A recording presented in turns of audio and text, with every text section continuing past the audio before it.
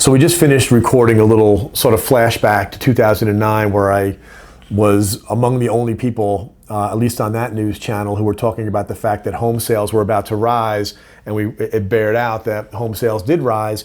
And Nate's question was, how come other people in real estate didn't know this? And so I started giving him a little history, and here's what it is in a nutshell. The industry of residential real estate, selling homes, got serious back in the 1970s into the 80s.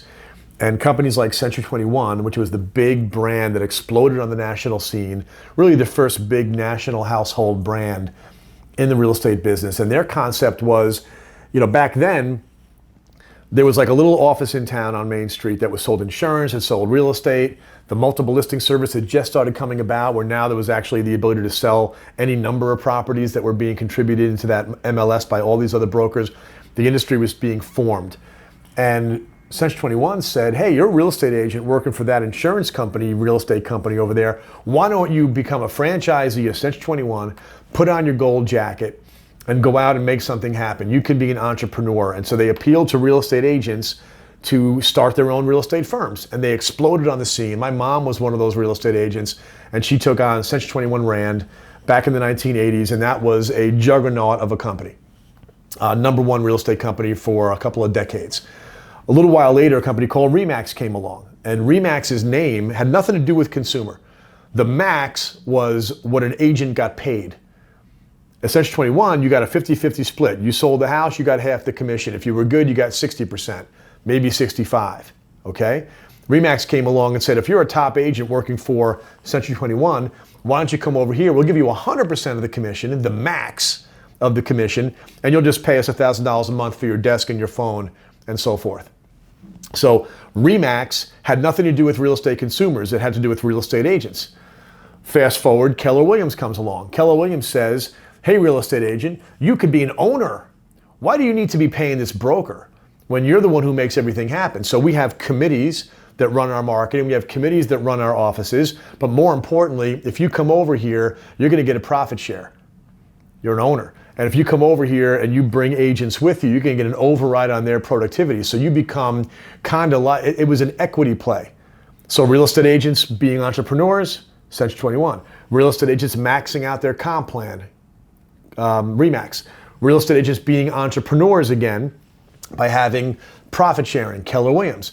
Now we've got, you're a real estate agent, I think eXp Realty, you should have stock options in the company. You recruit people in, you get stock options. You've got Compass. We're going to give you signing bonuses to join our company. They're using an acquisition model to acquire productivity by acquiring real estate agents and giving them equity in the company. What do all these things have in common? They're all industry focused. They're internally focused. The real estate agent is the customer of the real estate industry. The consumer is the customer of the real estate agent. And so when you ask yourself why after all these years has nothing really changed in real estate, the answer is a lot's changed in real estate if you're a real estate agent. Not much has changed if you're a real estate consumer, except for all the inventory going online, okay?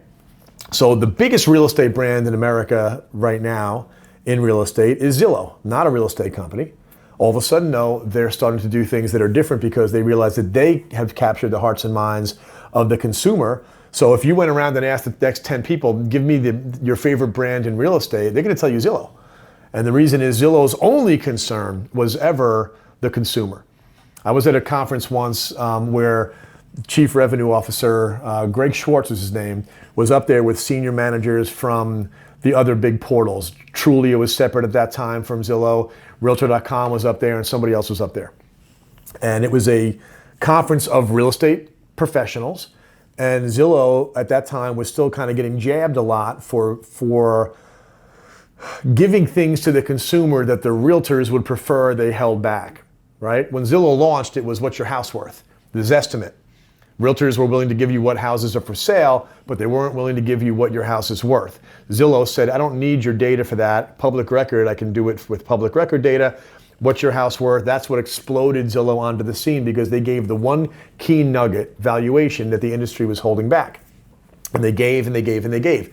So on this panel discussion, one of the things Zillow was doing was selling advertising to different real estate agents. Their ads appeared next to that real estate agent's listing. And that ticked a lot of people off. Like, hey, that's my listing.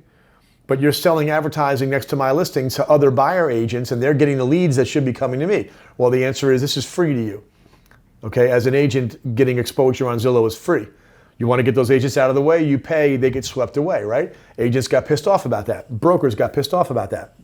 Somebody asked the question, some smarmy question of, do you think it's right that people sell advertising to other competing real estate agents around other real estate agents' listings?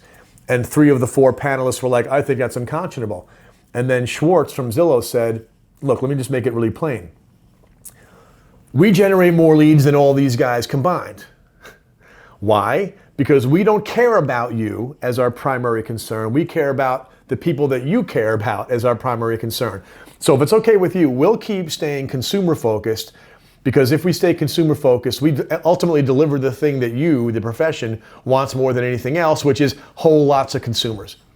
All right? The industry is not consumer focused, it's internally focused. And now you've got Opendoor, OfferPad, Knock, and the other iBuyers coming in and saying, while the industry is saying, we have the best agents, I'm the best agents, I'm number one, I do more business in this town, and I love real estate agents, but they're busy competing with each other.